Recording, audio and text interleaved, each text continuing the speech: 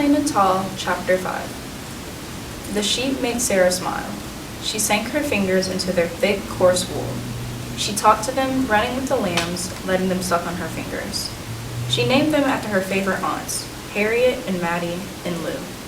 She lay down in the field beside them and sang "Summer is a-comin' in," her voice drifting over the meadow grasses carried by the wind.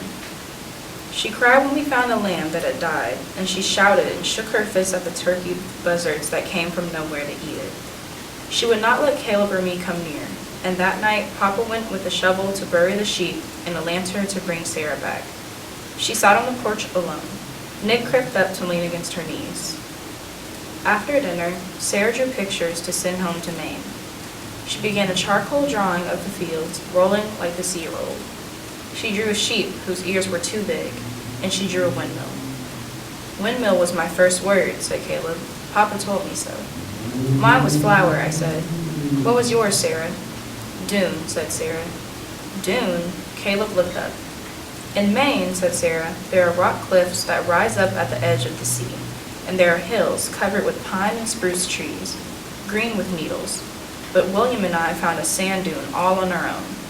It was soft and sparkling with bits of mica, and when we were little we would slide down the dune into the water." Caleb looked out the window. "We have no dunes here," he said. Papa stood up. "Yes, we do," he said. He took the lantern and went out the door to the barn. "We do?"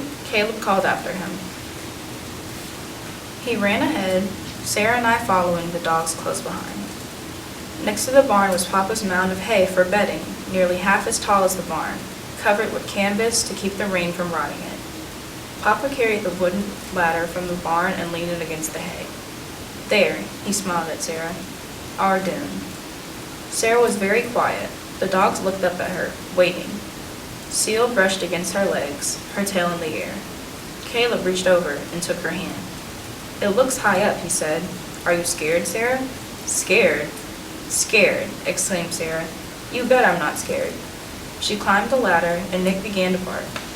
She climbed to the very top of the hay and sat, looking down at us. Above, the stars were coming out. Papa piled a bed of loose hay below with his pitchfork. The light of the lantern made his eyes shine when he smiled up at Sarah. "Fine?" said Papa. "Fine," said Sarah. She lifted her arms over her head and slid down, down into the soft hay. She lay laughing as the dogs rolled beside her. "Was it a good dune?" called Caleb. "Yes," said Sarah. "It is a fine dune." Caleb and I climbed up and slid down, and Sarah did it 3 more times. At last, Papa slid down too, as the sky grew darker and the stars blinked like fireflies. We were covered with hay and dust, and we sneezed. In the kitchen, Caleb and I washed in the big wooden tub, and Sarah drew more pictures to send to William. One was of Papa, his hair curly and full of hay. She drew Caleb sliding down the hay, his arms like Sarah's over his head. And she drew a picture of me in the tub, my hair long and straight and wet. She looked at her drawing of the fields for a long time.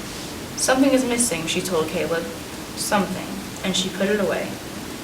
"Dear William," Sarah read to us by lantern light that night. "Sliding down our dune of hay is almost as fine as sliding down the sand dunes into the sea." Caleb smiled at me across the table. He said nothing, but his mouth formed the words I had heard too. "Our dune."